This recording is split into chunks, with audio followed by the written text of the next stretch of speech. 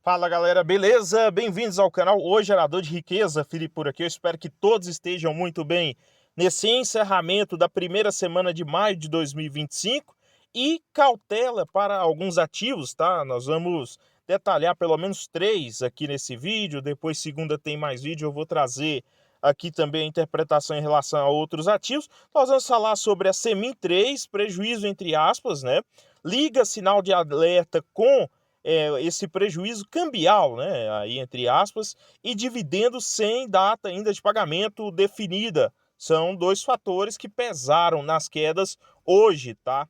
Taesa perdeu o rumo e aumentou a alavancagem, então a Taesa no momento está fazendo emissão de dívidas para pagamento de dividendos, ao invés de participar mais massivamente de leilões ou aquisição de novos projetos e aumentando a sua alavancagem no curto prazo. Nós vamos falar também sobre esse fator. E a Copel, nova política de dividendos, na minha concepção, é uma política de dividendos bem equilibrada, bem interessante para quem é acionista ou quer ser acionista. Claro que o ativo subiu bastante em relação aos últimos, né, momentos, mas é um ativo de qualidade e tem o seu preço justo. Além disso, Petro Recôncavo é um bom dividendo anunciado, então um ativo que está me chamando a atenção, e lógico que semana que vem eu posso trazer aqui novos vídeos destrinchando o resultado da Recôncavo, tá? Então, pessoal, nós vamos falar sobre esses fatores no decorrer desse vídeo.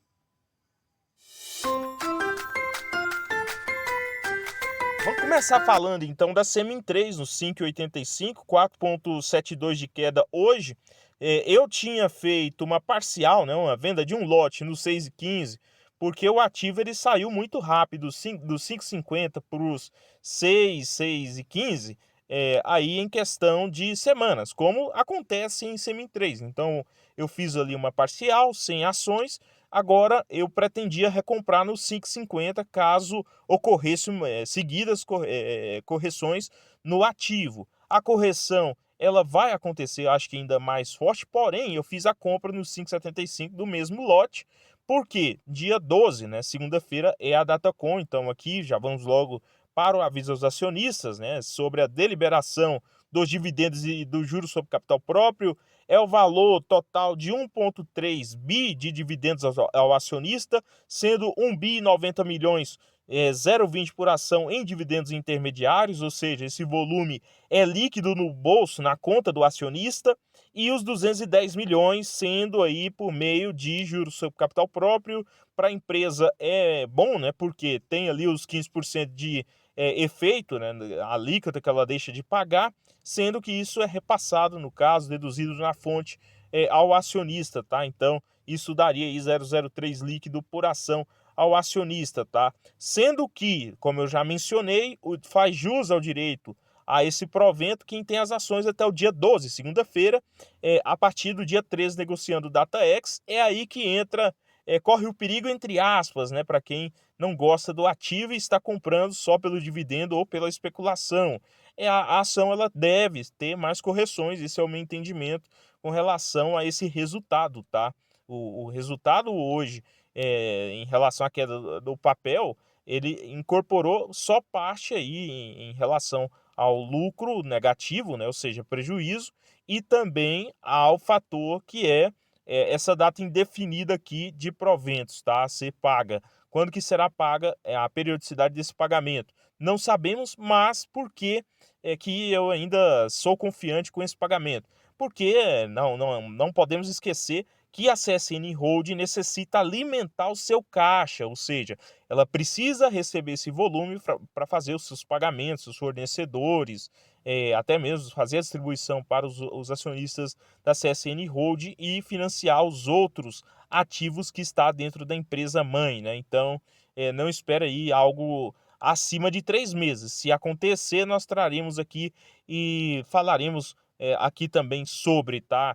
Então a moda agora é essa, né? Não ter a correção monetária até a data de pagamento desses proventos e data indefinida de pagamento de proventos. Eu não gosto disso, sou sincero, porque gosto de fazer os meus aportes pensando já com os proventos recebidos, tá?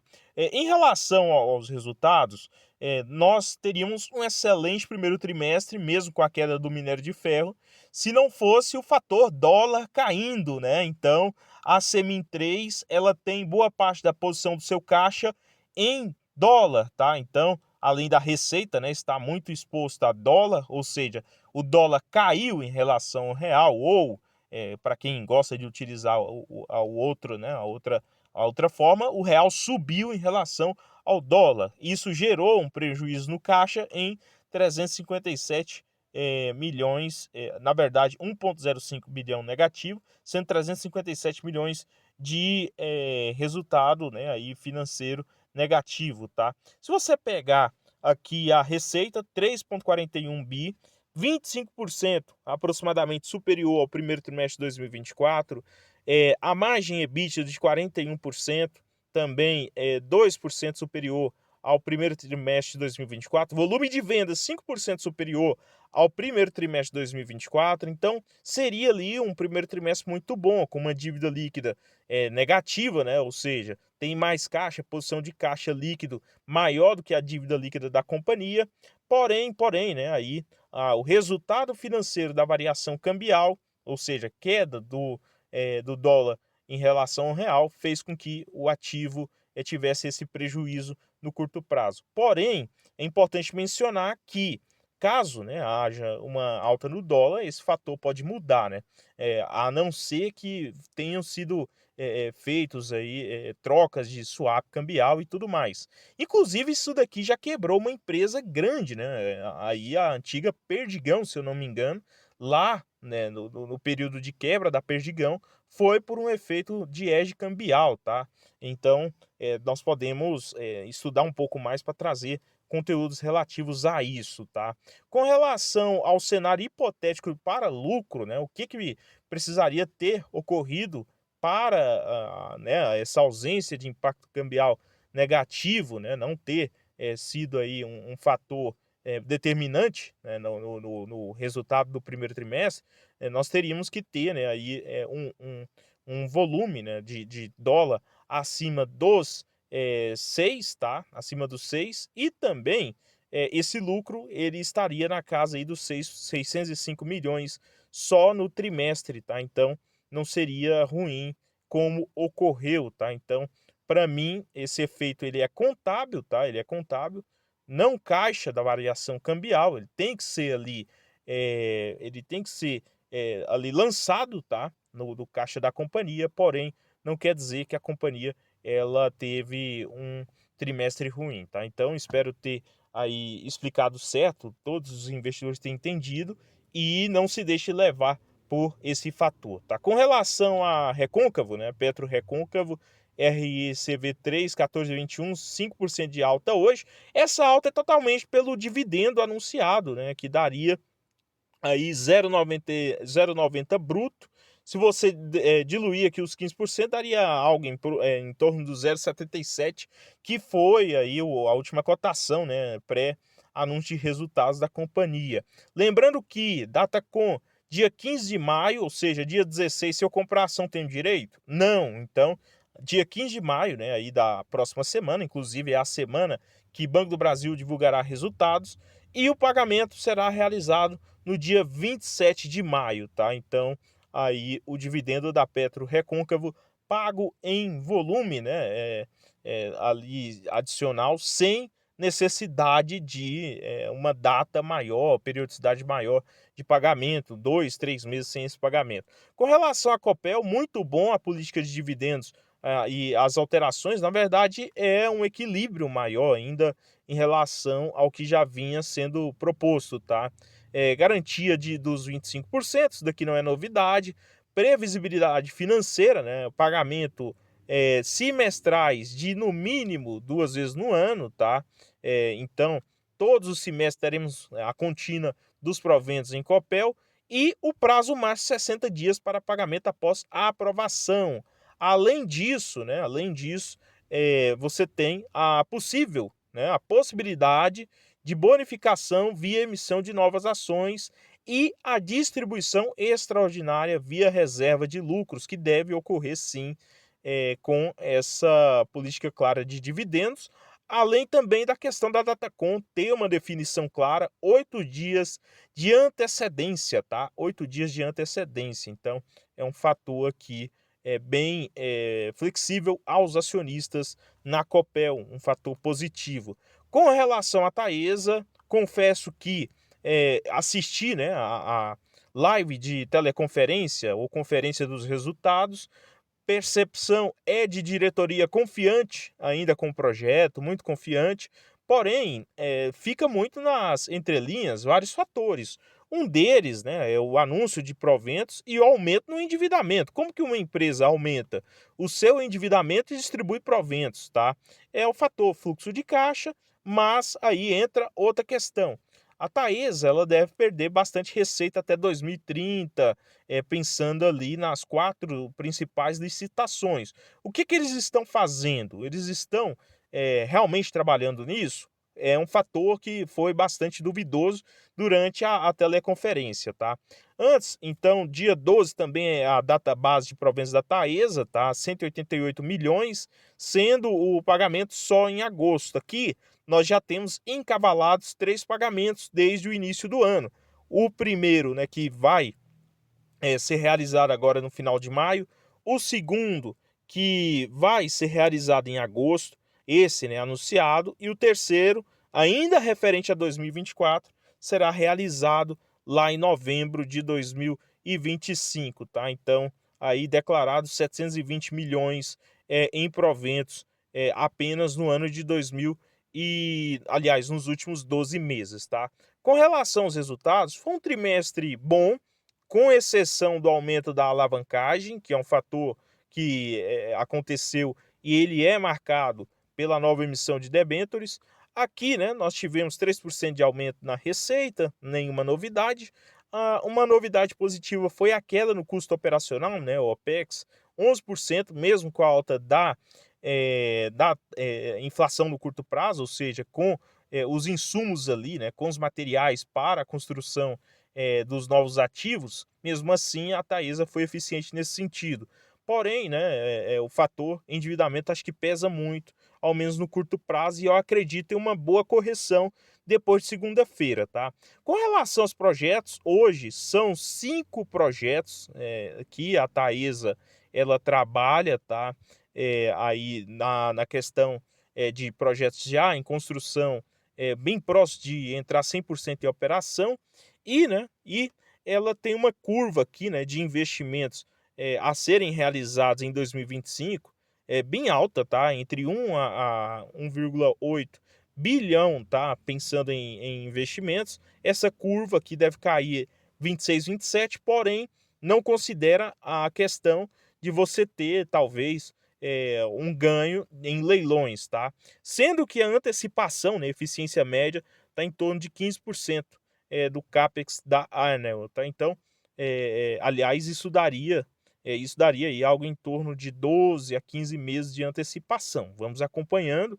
Eu fiz aqui uma tabelinha aqui sobre a questão do saldo, né, entre os projetos de concessão a vencer até 2030 e os projetos que esses 5 novos, né, que vão entrar em operação. Nós temos os projetos novos que vão entrar em operação somando uma receita de 487 milhões. Claro que isso pode sofrer reforços e melhorias e aumentar esse ganho de receita, e as concessões vencidas de 1 bilhão e 34 milhões até 2030, tá? Lembrando que essas 487 milhões no total já vão entrar aqui 2 anos antes dessas outras poderem ter aí perdas no meio do caminho de receita, tá? Esse saldo final daria 547 milhões, né? Olhando aqui essas duas conjunturas, porém a Taesa não tem só esses ativos, tá? Não tem só esses ativos, são vários outros ativos.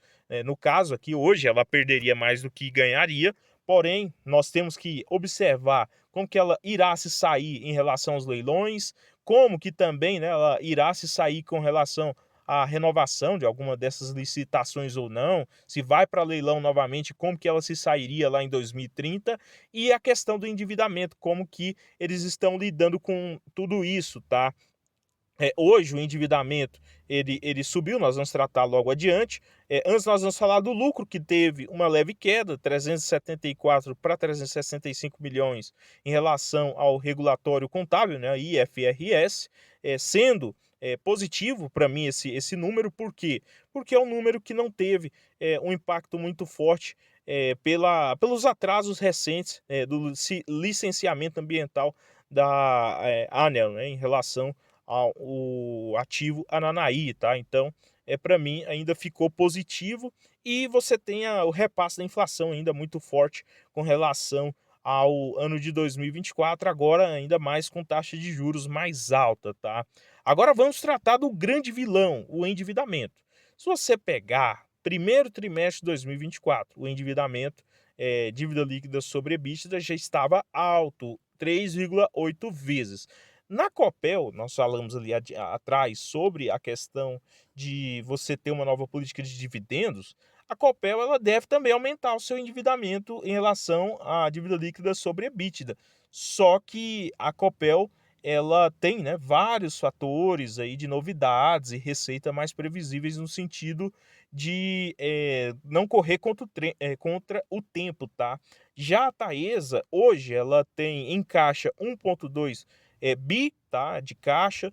Boa parte dessa dívida está, né, aí, com um custo real de 5,49% mais inflação, sendo o prazo médio de 4,7 anos, ou seja, boa parte desse endividamento tem pagamento lá para 2030. A questão aqui é que para ocorrer o pagamento desse endividamento, dois fatores seriam necessários: destinação do lucro líquido para novos projetos, e com o lucro desses projetos, né, você ter a amortização desse endividamento e você ter menor distribuição de proventos. Seria um fator aí bem claro, tá? Bem estabelecido.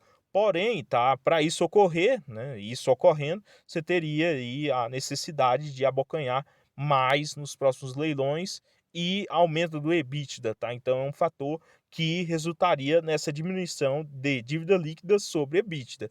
Enquanto isso não ocorre, o fator endividamento ele pesa muito, porque e se está atrelado, né, à taxa básica de juros, CDI, por mais que ela repasse a sua receita, né, ao IPCA e IGPM, e o endividamento está atrelado a IPCA e IGPM, isso vai aumentando também, tá, o pagamento de juros. Então, nesse fator proxy, né, pagamento de proventos e emissão de dívida, esse fator ele pode pesar caso alguém, né, algum banco ou alguma agência de rating faça o que recomende não continuar, né? Ou seja, não recomende aí um fator de nota mais alta. Com isso, você teria um juros cobrado mais alto e uma dificuldade nesse sentido, tá? Esse é o fator predominante, preocupante se ocorrer, tá? Mas, em todavia, temos que ver como que a Taesa irá se sair em relação aos novos leilões. Por enquanto, não estou fazendo novos aportes e estou acompanhando de perto, como eu trouxe aqui nesse vídeo. Pessoal, para o vídeo não ficar tão longo, nós tivemos o resumo aqui também da semana. Semin fechou no 5,85, Taesa 35,58, BB Seguros 38, Copel nos 12, ISA nos 13, Banco do Brasil nos 29, Banco do Brasil quase batendo lá os 30, BB Seguros recuando dos 42 recentes para os 38, então uma leve correção no papel, tá? No mais, pessoal, antes de finalizar o vídeo, é importante mencionar que a declaração do Imposto de Renda de 2025 ainda está em aberto, e aqui eu recomendo um especialista no assunto, mais de 2 décadas lidando com isso, é o Roberto, contador, tá? Você que tem também MEI ou EPJ, entre em contato. Link na descrição do vídeo. No mais, o vídeo não representa uma recomendação de compra ou venda de ativos. Inscreva-se, curta, compartilhe para alcançarmos mais investidores. Deixe aqui nos comentários o que você tem feito em meio a essa alta recente.